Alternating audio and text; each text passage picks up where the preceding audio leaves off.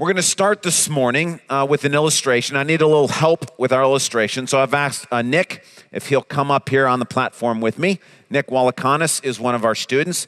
And Nick, if you want to stand behind the table over here. He doesn't know exactly what he's getting into. We didn't practice this, and that was so you could kind of see us go through this for the first time together. But Nick, thank you for doing this. And we're going to go through a little illustration here to kind of set in context what we're doing. So what you have here, 3 glasses. You can see on the video, that's super nice too. So Nick, what I'd like you to do is take that first straw, and that first glass, and I want you to take a few seconds, and we're going to all watch. Try to drink as much out of it as you can, as quickly as you can.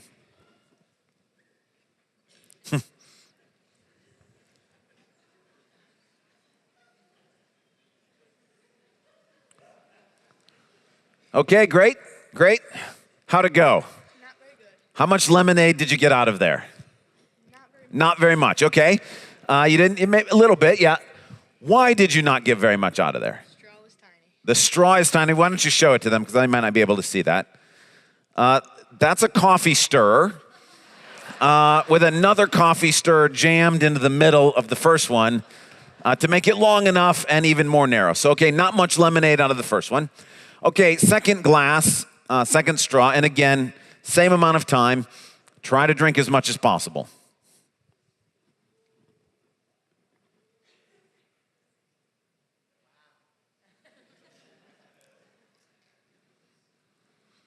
Okay, Nick, that is super impressive. All right, how much lemonade did you get out of that glass? A lot. Okay, and why? Straw is much bigger. Why don't you hold that straw up there for they can see it? Yeah, just a normal size, regular straw. Got lots of lemonade out of that glass. Okay, third one. Go ahead, take that straw. Yep, and give this one as much as you can. Same amount of time.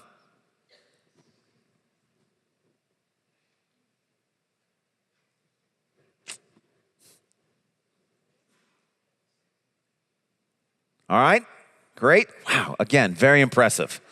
Very impressive. Okay, tough question. How much lemonade did you get out of that glass? None. No lemonade. Why? Because it's water. Because it's water and not lemonade. Very good. Thank you very much, Nick. You can go back and have a seat. Thank you for helping out. That's awesome. Thank you. I appreciate that. Okay, we've started with this because I want to set in context what it is that we're talking about. Now, this is a nice illustration, but the metaphor is, what's in the glass represents God's blessings in our lives, and the straw represents our faith. Faith is the means by which we access God's blessings. It's the means by which God's blessings flow into our lives. Now, we've got 3 scenarios up here. I want to talk about this third one first. In this third scenario, we have a normal sized straw, which represents faith, a person who is willing to believe. And because of that, Nick was able to drink down blessings from God, but not lemonade, water. And what this represents is a couple of weeks ago in Mark chapter 4, we talked about the fact that sometimes when we pray earnestly and ask God to do something for us, He chooses not to do the thing we're asking Him to do, instead does something else. We may be begging Him for lemonade, but no matter how much faith we have, no matter how big the tube is, if what He fills the glass with is water, what you get is water. And the question was, will we still believe that God is good, even though we've begged Him for lemonade, and what we got instead was water? That's this third scenario. That's what we talked about a couple of weeks ago. That's not what we're talking about this morning. And again, I want to set in context what we are talking about so that we can understand. This morning, we're talking about these 2 cases, okay? Now, what's the difference between these 2 cases? The straw, same lemonade, same glass. In one case, this represents a lot of faith, a person who has great faith, and this represents a person who does not have much faith. Even though God has filled the glass full with his blessing, this person is not able to access that blessing because they don't have much faith. This person has full access to that blessing because they have great faith. Now, the reason why I put all three of these scenarios up here is because this morning we are going to talk about a truth that is always true all of the time, and it's this.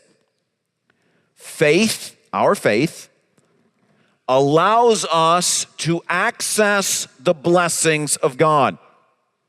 Our faith allows us to access the blessings of God. That's true all the time.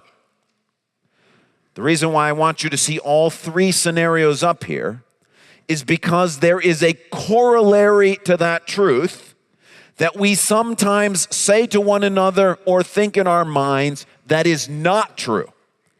And that corollary is, if I'm not experiencing the miraculous power of God that I asked for, it must be because I do not have enough faith. That is not true. It might be true.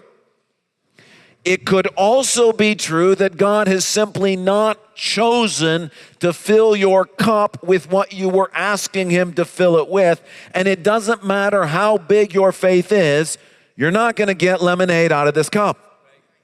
And what I want us to understand as we look today at the importance of our faith is to remember at the beginning, if you are not experiencing the miraculous power of God in the particular situation that you are in, it does not necessarily mean you do not have enough faith.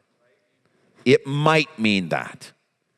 It may also mean that for whatever reason, God has chosen not to place in the glass what you've asked him to place in the glass. All right? This is what we're talking about this morning. This is what Mark 4 was about.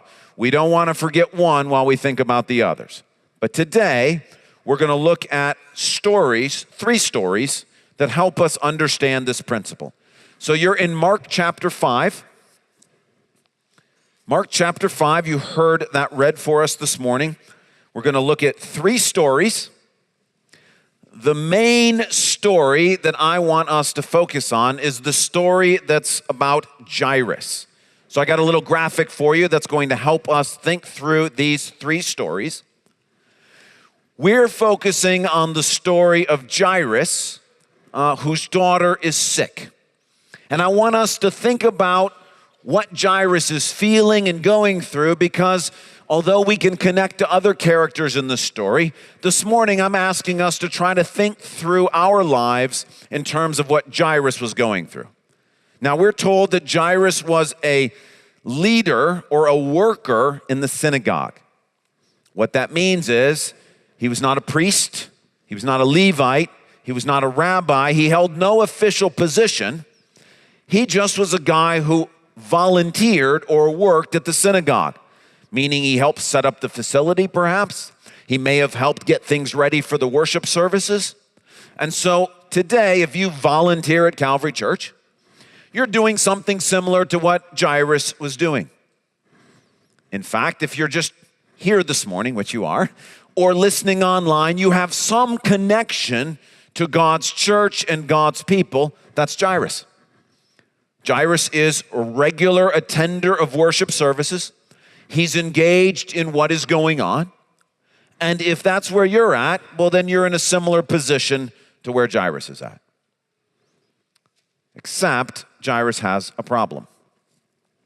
And his problem is his daughter is desperately sick. And so Jairus has come to Jesus because he is desperate for Jesus to do something. Luke tells us that not only is his daughter sick, it's his only child and his only daughter. And his heart is desperate for help. And so he falls at Jesus' knees and begs him, please, please come do something. Please come and help. We can feel his emotion in the fact that when he says to Jesus, my daughter is sick, the word he uses for daughter is a word in Greek that has what we'd say a diminutive that goes with it, which in other words essentially means my little girl, my sweet baby, my only girl, my daughter is sick, and she's in dire straits. And so he falls at Jesus' knees. Please, if you could just come lay your hands on her. If you could just do something. And Jairus, we don't know how, but he's figured out this Jesus guy, he can help. Now, for us this morning, as we're thinking through Jairus, for you, it may be you actually do have a sick daughter or a sick spouse or another loved one who's wrestling with a health crisis. It may be your own health crisis. It could also be a financial crisis. It could be a struggle with spiritual warfare, with depression or discouragement. It could be job struggles. Whatever that thing is that you're desperate for God to show up and do, to exercise his miraculous power, Jairus, in his case, it is literally his daughter that he wants to see healed. But this morning, we want to think through whatever we might be going through that is similar in that situation. So he comes and he begs Jesus for help. Jesus agrees to help, and they go off as fast as they can to head to where Jairus lives, because that's where this sick girl is. Well, as they're on their way, story number 2 happens in the middle. I've entitled story number 2, Jesus' daughter. You heard it read this morning. Holly read that portion for us. And in this story, while Jesus and the crowds are hustling to get to Jairus' house, a woman who has had some sort of sickness, it's just called an issue with blood, for 12 years, comes out of the crowd while they're all walking and says in her heart, look, if I could just touch Jesus' robes, I know I would be healed. And so she comes out and she touches his robes, and it says that Jesus feels that power is leaving him to go into her and that she's being healed, and she knows immediately she's been healed. Well, at that moment, Jesus stops. And he says, whoa, what just happened? Now, of course, he knows what happened, but he stopped and he's asked this question. Now, we're Jairus. What are we thinking right now? Let's go. Yeah, let's figure this stuff out later. She's healed, great. I got one that needs healing too. We got to hurry up. And you can feel, at least for me, the panic, the look, let's get going. But Jesus stops and he has a conversation with this woman in front of everybody. And he draws her out. You can probably feel that with this issue of blood, she's probably been an outcast. And for 12 years, she probably hasn't had anybody pay any attention to her. And so Jesus starts to talk to her. Now again, she's telling her story. We're Jairus. And she says, I've had an issue of blood for 12 years. And we're thinking to ourselves, my daughter's 12 years old. That seems like an interesting coincidence. She's been sick for 12 years. My daughter is 12 years old. The woman says she's been to doctors, but every time she's gone to the doctor, it's actually gotten worse. And I'm sure Jairus is probably thinking at that point, yeah, we've invited doctors in too. Like this is not the first time we've asked anybody to look at our little girl. She's sick, but she's not gotten any better. The woman says, but then she's experienced this power from Jesus, and Jesus turns to her and very powerfully says to her, verse 34, daughter, your faith has healed you. Now, to address her as daughter, that's really significant.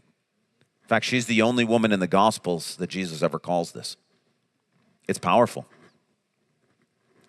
It's a term of love, and perhaps if for 12 years she's felt the rejection that comes with sickness, for Jesus to say to her, daughter, I love you. You can feel his embrace and emotion. But for Jairus, What are we thinking? Daughter? I got a daughter. If this woman is Jesus' daughter, then he's going to think of my daughter as his daughter. That's good news. And then Jesus says, daughter, your faith has healed you. Notice he doesn't say, I've healed you. He says, your faith has healed you. The tube, the faith, it's big enough that the healing came through. And he's basically said to this woman, you've participated in your own healing. Of course, God is the one who healed her. But Jesus has chosen to emphasize that she has enough faith to be healed. Well, again, if you're Jairus, we're sitting there thinking, I've got faith. That's why I'm here. If this woman, been sick for 12 years, I've got a 12-year-old daughter, gone to doctors, but it's gotten worse. We've gone to doctors, but it's gotten worse. My daughter, Jesus' daughter, she has faith. I have faith. If you're Jairus at this point, you're thinking, this is going to work. She's going to get better. He's going to save her. If Jesus did this for this woman, and I'm bringing him to see my daughter, he's going to heal her. But right at that moment, somebody shows up from his house and says, it's too late. Your daughter's dead. Can you feel the roller coaster of emotions? From, we're going to get this, to just crushed. She's gone. It's too late. Now, before we come back to Jairus' story, there's a third story in Mark chapter 6, a story that I've entitled Mary's Son. You may know why I've entitled the second story Jesus' Daughter, is because he refers to this woman as daughter. Jairus is not in the third story, but Mark has placed the third story right after the first two stories because we're supposed to read them together and recognize that they go together. In the third story, Jesus travels to his hometown of Nazareth. Lita read this for us, but look again, verse 2. He's standing up on the Sabbath, teaching in the synagogue, and kind of the paragraph halfway through verse 2. Many who heard him were amazed. Where did this man get these things, they asked. What's this wisdom that has been given him? What are these remarkable miracles he is performing? Isn't this the carpenter? Isn't this Mary's son, which is why I have entitled this story, Mary's Son, and the brother of James, Joseph, Judas, and Simon? Aren't his sisters here with us? And then look what it says. And they took offense at him. They started out being amazed. Wow, who's ever heard teaching like this? These stories that he's telling of these miracles, who's ever seen anybody do anything like this? But then they slowly talk themselves out of believing. They start talking to one another and say, wait a second, this guy can't be that special. That's Mary's son. We know Mary. He's got some brothers. We know those guys. He's got some sisters. We know those girls. Wait a second, how could this guy be that? And by the end of the conversation, they're no longer amazed. They're angry. Who does this guy think he is? Crazy. What's even crazier? Look what it says in verse 5. He could not do any miracles there except lay his hands on a few sick people and heal them. He was amazed at their lack of faith. This is a stunning verse. He could not. In Greek, it literally means he was not able. Now, I want you to understand what that means. It doesn't mean that he somehow lost his power. That somehow Jesus' power is dependent on whether people believe him or not. And if they believe, then the power meter sort of goes up. That's not what's going on here. The point is, the people in Nazareth are this glass. Jesus got all the lemonade, but the problem is they don't have any faith. And without faith, he's not able to force feed them his miraculous power. Not because he doesn't have the capability to do it, but for whatever reason, God has set this up in such a way that our faith is part of the equation. And that Jesus is not allowed to override their lack of faith. And so he was not allowed to do any miracles in Nazareth because their straw was too small. They had no faith. Now, those are the two stories on either side of Jairus. When we come back to Jairus' story, verse 35 of chapter 5. While Jesus was still speaking, some people came from the house of Jairus, the synagogue leader. Your daughter is dead, they said. Why bother the teacher anymore? Overhearing what they said, Jesus told him, don't be afraid, just believe. Do you feel Jairus caught between these two stories? Can you hear the thinking going on in his head? On one hand, what are the odds that on the way to heal my daughter, we should stop and heal a woman who's 12 years been sick? I got a 12-year-old daughter who the doctors couldn't help. They couldn't help my daughter. A woman he addresses as daughter, and I'm thinking about my daughter. And a woman he says, your faith has made you well, and I've got faith. This is going to work. On the other hand, she's dead. It didn't work. We didn't get there soon enough. But this Jesus has done crazy things. Why couldn't he do something? What if it's not too late? He's miraculously healed this woman. Why couldn't he do something? It's death. Nobody beats death. It's too late. Give it up. He may be a healer, but nobody heals people from death. Do you feel the tension between these two stories? Is he going to be this woman who has faith? Is he going to be the people in Nazareth who don't have faith? And into the middle of the situation, in his brain, while all these thoughts are running through, he hears a voice. And the voice says, don't be afraid, just believe. Don't be afraid, just believe. At that moment, Jairus realizes he's got a choice. He's got a choice between Nazareth or the woman with the issue of blood. He's got a choice between a tiny straw and a bigger straw. Jesus says, choose the bigger straw. And so to Jairus' credit, he does. He chooses to believe. And he says, let's keep going. And they get to the house, and Jesus takes charge of the situation. He says, don't be afraid.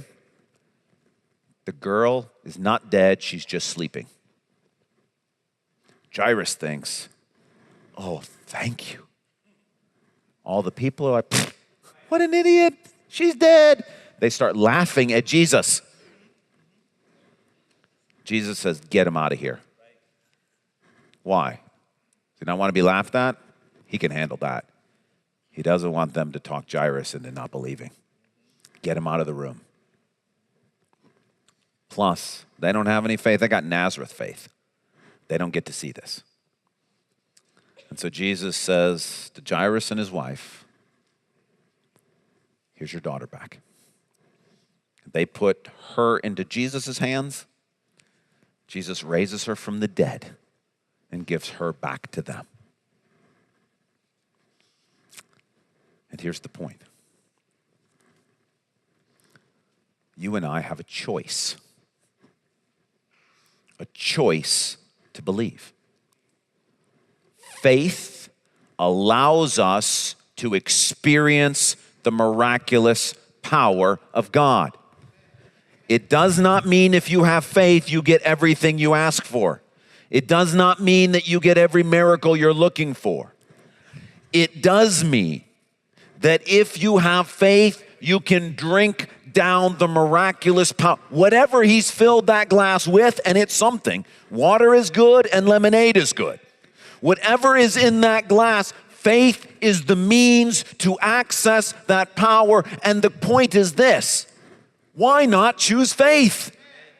Why not choose faith? If Jesus says to this woman, to this man, don't be afraid, just believe, why not just believe? If he's going to say you have a choice, it must be because the man actually has a choice. He can either be Nazareth or he can be the woman.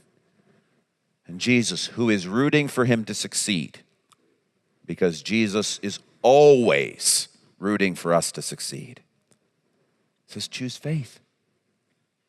Look, you can't determine what goes in the glass, whether it's water or lemonade. That is not our call.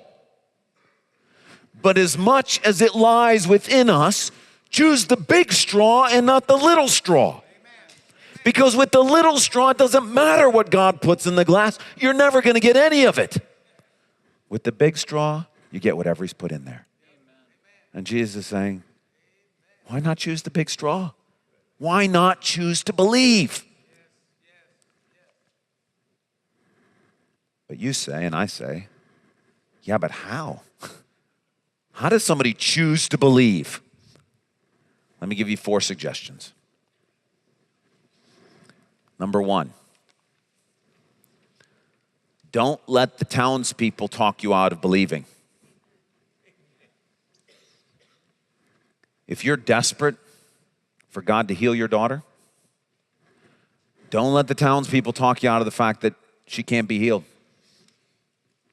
If you're desperate for a friend to come to faith, don't let people talk you into thinking that this is the kind of person that never chooses to believe.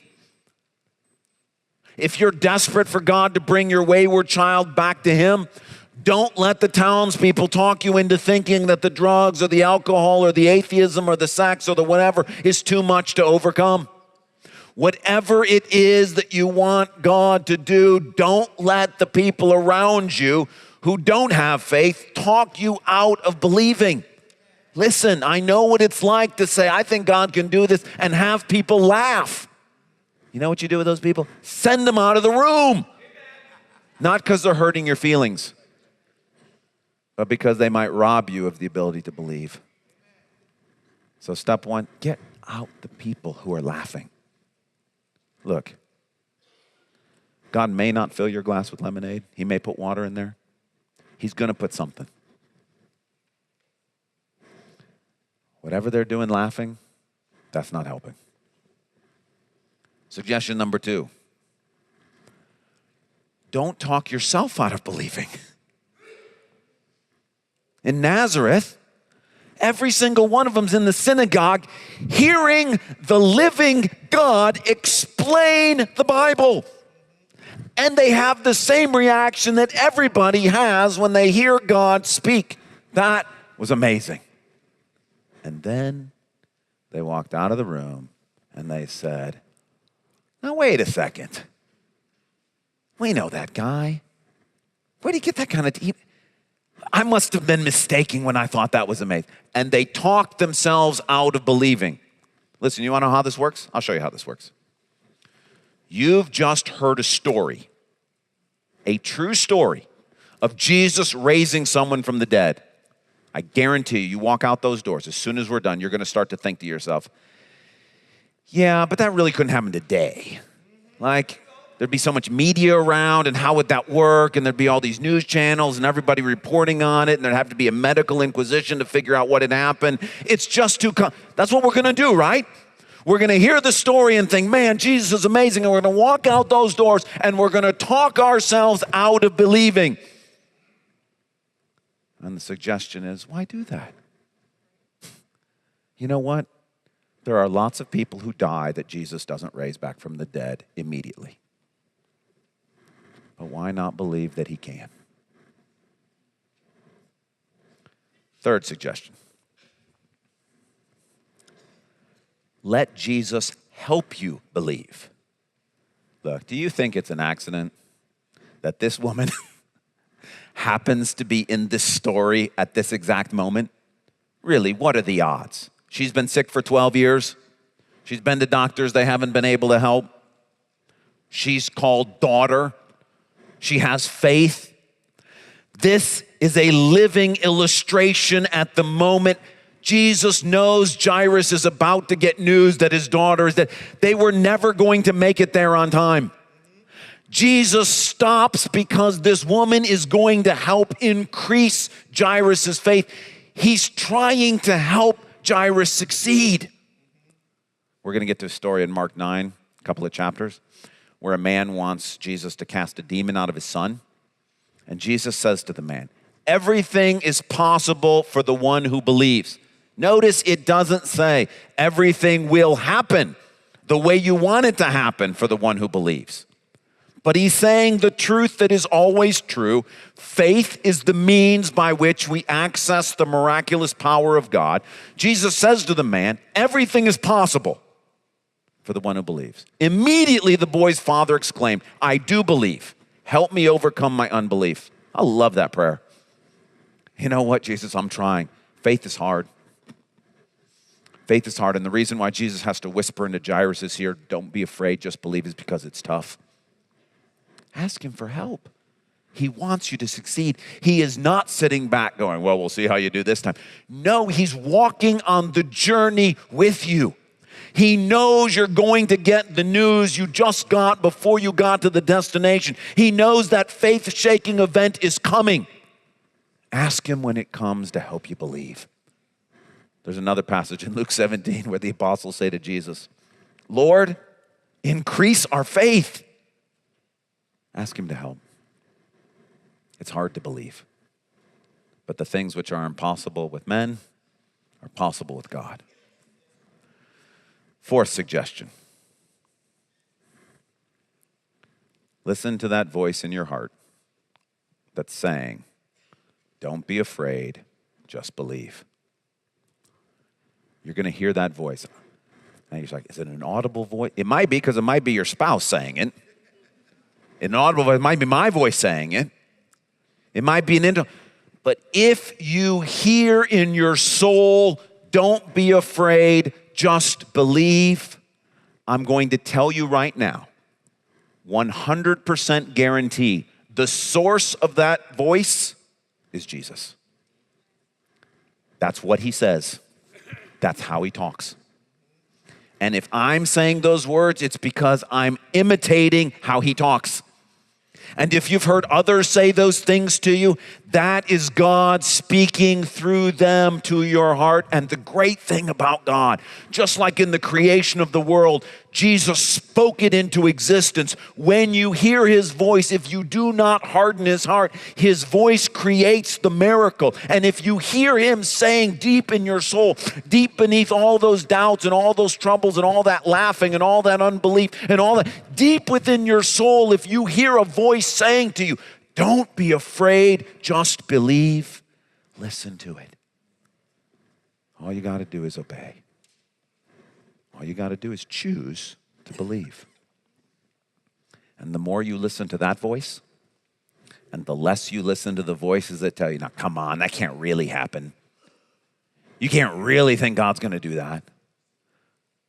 Listen to the voice that says, do not be afraid, just believe. So what I want to do this morning is I want to help us put this into practice right now. So what I'd like you to do is take out a piece of paper and a pen. If you don't have a piece of paper and a pen, you want to take notes on a phone, great. If you don't have anything to take notes with, just do it mentally. I'd like to walk us through the steps of trying to choose to believe. So what I need you to do is think of a situation in which you need more faith. Again, we're not talking about saving faith, we're talking about sustaining faith. A situation in which you need to exercise more faith. And if you want to know a quick and easy way to come up with that situation, just ask yourself, what are you most afraid of? Because fear and faith are opposites. And whatever it is that you're currently afraid of, that's the area you need faith. So if you're afraid of a kid growing up and in their teenage years walking away from the Lord, there it is. If you're afraid of losing your job, there it is. If you're afraid of the market crashing, there it is. If you're afraid of a sickness ending in death, there. Pick the thing that this morning or last night at 2 a.m. or whenever you were afraid of and write that down on a sheet of paper. So take a moment and think through that. What's the situation that you need more faith in?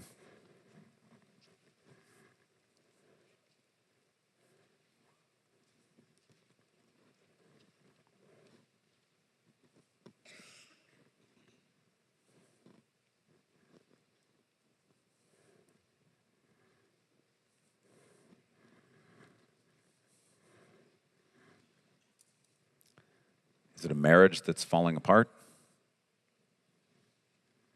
Is it a struggle with depression or discouragement? What's the thing you're afraid of? And where's the thing that you want God to show up and do something really powerful?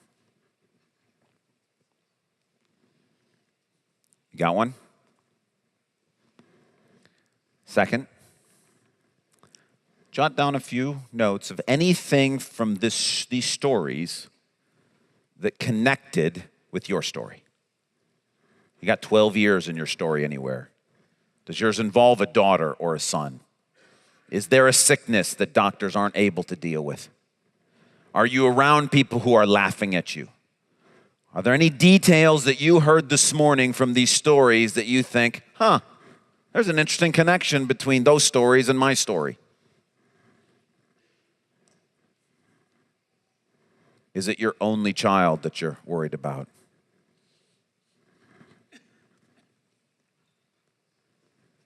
So just jot down anything that came to mind when you heard these stories read. Because again, in Jairus' case, 12 years old, 12 years. Sickness, sickness. Daughter, daughter. Faith, faith. If God brought you here this morning and there was something from one of these stories that connects with the thing you just wrote down on your piece of paper, that's probably Jesus trying to help you use this passage to work through that issue. Third, is there anything that God's done recently to help you keep believing? Like, did you think there's no way my marriage is ever going to come back from the grave? And then you heard a testimony of somebody that God did that for? Is there a situation where you're experiencing a health crisis and at a moment of real discouragement, you got the note that just felt like God himself had written it to you? Is there anything that's happened over the past week or so, or whenever, that you feel like, you know what, if I actually reflected on that, I think that's Jesus trying to help me believe. Like, I think at the moment where I thought, we're going to lose this house. We're not going to have any money. We're not going to... Wait a second, then how did that check come? How did I get that good review at work? How did those things happen to arrive at just that time? Think for a minute. Anything God's done along the way to bolster your faith?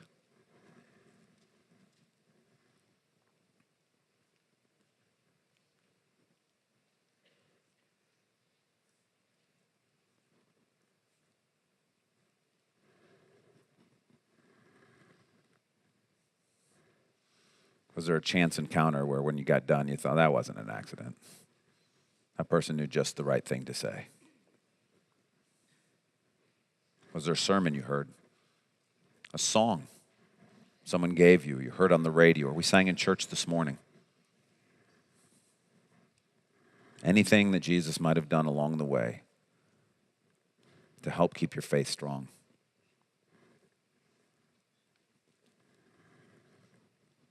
And then finally, do you hear his voice saying to you, don't be afraid, just believe? When I read those words, when you heard this story, when the women were up here reading that, when you heard it being articulated, did something deep in your soul resonate with that?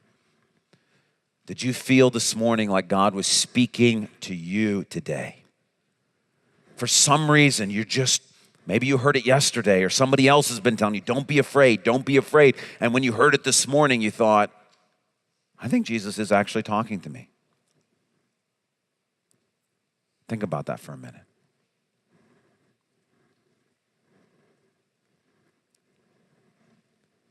Because if you do hear his voice, if today, as you've written down that circumstance, and today, as you've thought through what God might be doing and why it's no accident that here, even though Satan tried to make it snow so much and none of you would show up, the fact you've chosen to be here, to hear this passage and these stories, the fact that this morning the Spirit is reminding you of what he's been doing along the way to help you believe, if in all of that you hear God saying to you, don't be afraid, just believe, then that's all you got to do. You just get to choose to say, you know what? Why can't God do this? Why couldn't God show up in this way? Why can't God give me a miracle? All things are possible for the one who believes. It doesn't mean everything will happen the way you want it to happen when you believe. But the glass is full of something from the Lord. The only really bad situation up here is the one with the tiny straw. Water's different than lemonade, but it's still a blessing. Everything is possible for the one who believes. Why not choose to believe and give him the chance to do it? Let's pray together.